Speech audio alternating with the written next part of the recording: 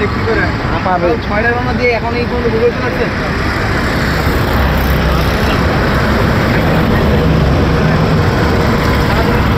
নাম মোহাম্মদ রাজু।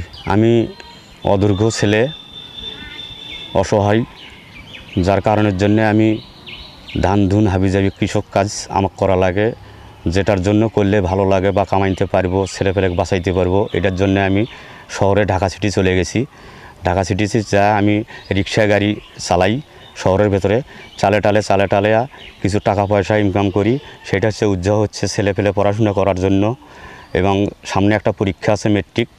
এরপরে মানে বন্ধুবান্ধবকে সাইকেল টাইকেল নিয়ে চলে যায়, আমার বাচ্চা কাচ্চা নিয়ে যাইতে পারে না, চাইতে পারে না, যার কারণে নিজেই অবৈধ চিন্তা করিয়া জীবন দিয়া আমি ঢাকায় রিক্সা চালাইতে গেছি। রিক্সা চালাইয়া আমি টাকা ইনকাম করছি 3-4-5 হাজার টাকা ইনকাম করার পরে সামনে একটা ঈদ আইছে।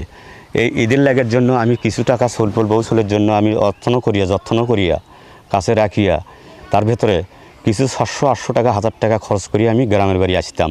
এইভাবে আমি ওখান থেকে ঢাকা সিটির ভেতর থেকে আমি রওনা দিছি। আমার কেনা সাইকেলটা, যেটা বাচ্চার জন্য কিনলাম, এই সাইকেলটা নিয়ে আমি রাত 11:30টার সময় আমি গ্যারেজ থেকে রওনা দিলাম। মোয়াখালী রেলগেটের উপর দিয়া চলে আসলাম। আমি চালাইতে আবদুল্লাপুর পুরা আসিয়া চালাই এখানে চালে বেড়াই, এই গাড়ি ধরার জন্য, ওই বাস ধরার জন্য, ওই ট্রাক ধরার জন্য। তো আমি যাকে জিজ্ঞেস করি সে আমাকে বলতেছে কে যাবে। আমি যাবো, আর আমার এই সাইকেলটা যাবে, একটা ছোটো সাইকেল, বাচ্চার জন্য, গরিব মানুষ আমি। আমাকে বলে যে সাইকেলের লাগবে 3000 টাকা, আপনার লাগবে 2000 টাকা, এই 5000 টাকার টিকিট লাগবে।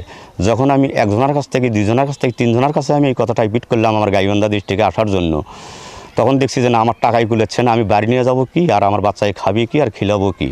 আমার জীবন শেষে হয়ে গেছে। তবে এই সাইকেলটা আজকে আমি ঢাকা থাকিয়া আর গ্রামের বাড়িতে আমি সুস্থভাবে আস্তে আস্তে যেভাবেই হোক বুদ্ধি করি আমি দেখি চালা যেতে পারি কি না, তাহলে আমার টাকাটা ঠিক থাকবে, ছেলের আমার ফলটা ঠিক পাচ্ছে, সাইকেলটা ঠিক হচ্ছে, সগি আমার ঠিক যাচ্ছে, আমার একটু বিতরণ কষ্টর জন্য। এই কষ্ট ত্যাগ করিয়া আমি নিজের সিস্টেমে রওনা দিছি। রওনা দেওয়ার পরে যখন আমাকে 3000 টাকা, 4000 টাকার, 5000 টাকার কমে বাস আমাকে নেয় না, ট্রাকও নেয় না, বাসও নেয় না, এখন আমার তো আসতেই হবে। তখন আমি চিন্তা করিয়া এককভাবে পাগলের মতন হয়ে আমি তখন সাইকেলটা নিয়ে শহর বিধান থেকে আমি বিশ্ব রোড দিয়ে একাই আমি সাইকেলটা চালিয়ে আসতেছি। চালিয়ে আস্তে আমাদের যখন শরীর দুর্বল হয়ে যায়, হয়তো 3 মাইল 4 মাইল 5 মাইল চালিয়ে আসলাম। এই চালানোর পরে আমি সাইকেলটা একখানে রাখিয়া হয়তো 1 গ্লাস পানি খাই, 2টা রুটি খাই। তবু আমি 100 টাকার নোট এখন 50 টাকার নোট এখন ভাঙাতে চাই না, আমার কষ্ট লাগে খুব, আমি ওটা মিলাইতে পারবো না।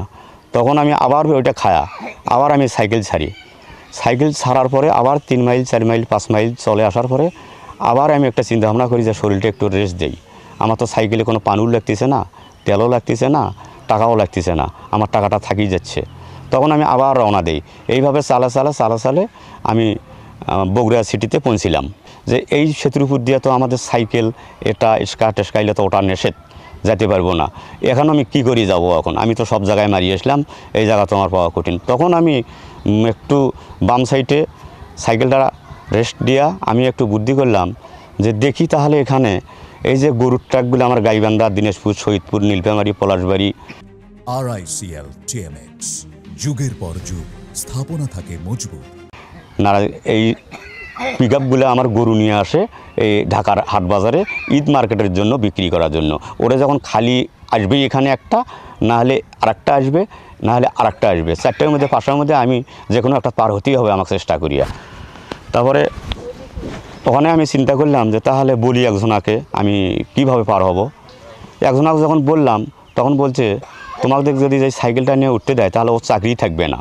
তখন আমি ওই চিন্তা করি এখানে বসে থাকতে একটা পিক আপ ধরলাম, পিক আপের হাত পাও ধরলাম, ধরার পরে বললাম যে ভাই আমি যেভাবেই হোক আমি পৌঁছবো, 3 দিন হোক 4 দিন হোক আমি গাইবান্ধা ডিস্ট্রিক্ট পৌঁছবই, তবে আমাকে খালি একটু এই সেতুটা পার করে দিন, আমি আপনাকে 100 বা 150 টাকা আমি আপনাকে নাস্তা করার জন্য দিচ্ছি, এটার জন্য বেরোতে আমাকে পার করে দিতেই হবে, এই আমার বিশেষ অনুরোধ।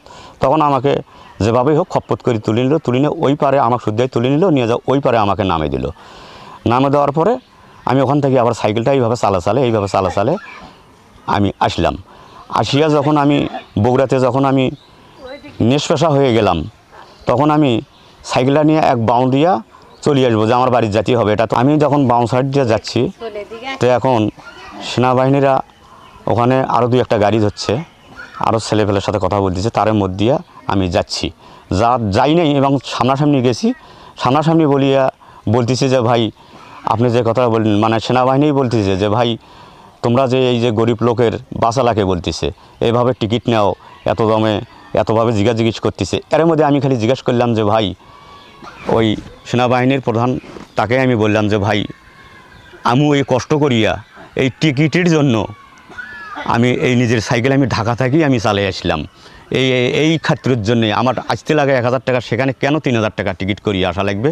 আর 3000 টাকা এগুলো টিকিট কাটিয়েছে, আমার কাছে তো 3000 টাকা নাই। আমি সোলপোলে রেজেক্ট যাব, মানে 2200-2300 টাকা আমি গোছ করছি, এটা নিয়ে আমি রওনা দিই। তাহলে টিকিটই যদি করি তাহলে আমি তো আসতেও পারবো না, সাইকেলও আমার হবে না। এর কারণে তখন আমাকে বললো যে ঢাকা থেকেই চালিয়েছেন? হ্যাঁ। তখনই আমাকে বললো যে ভাই তোমার নাম কি? আমি বললাম যে আমার নাম মোহাম্মদ রাজু। আচ্ছা ভাই কিসের জন্য কীভাবে চলে আসলেন, কীভাবে আসছেন? তো এইভাবে কথাগুলো আমি বললাম। বলার পরে সে বলতেছে তাহলে আমাকে সাইড করিয়া বসে তখন বলতেছে যে ভাই খাইছো কিছু? তো আমি বললাম যে ভাই আমি এখানে বগুড়াতে এখানে কি গেলাম, এই মাত্র 2টা রুটি খাইলাম। এই 2টা রুটি খাওয়াতে তারপরও আমার শরীরটা ঠিক হয়েছে না। এই যে আপনার ঘরে কাছে মাঝে এসে এখানে, ও আচ্ছা ঠিক আছে। তখন আমাদের জন্য প্রসঙ্গ করিয়া একে খাওয়া দাওয়া হাবিজাবি প্রাণ বিস্কুট টিস্কুট। আমার একটাই আমার অশান্তি লাগছিল কোন জায়গায়, যে আমি ইনকাম করছি 3000 টাকা, এই 3000 টাকা যদি আমার টিকিট কাটতে যেতে লাগে তাহলে আমি তো শোষণ হয়ে যাবো, আরও আমার বাড়ি যাওয়া কোনো লাভ হবে না, বাচ্চারও চোখে পড়তে পারবো না, একটা সাইকেল বিক্রি করে হলেও যাওয়া লাগবে। তখন আমি ওইভাবে মরণসই করিয়া বাচ্চা কাচ্চার জন্য তখন আমি নিজেই অদুর্বল হয় আমি তখন সাইকেলটা নিয়ে রওনা দিই। ঈদের আগে আমার একটা প্রসঙ্গ আছে যে আমি মেয়ে জামাই আছে, নাতিপুতি আছে, এই যে একটা কুরবানির ঈদ আসবে, এর কষ্ট মানে টেনশন করিয়া মাথায় নিয়ে এটা আমি সারি নেওয়ার জন্য, যার কারণে আমার ঈদের আগে এই টাকাটা নিয়ে আমি এটা হলেই যেটুকু হলেও আমি পিতৃ পালন করতে পারবো এবং আমার সম্মানটা আটকিবে, এবং এই জন্যই আমি ঈদের আগেই রওনা দিছি ওখান থেকে।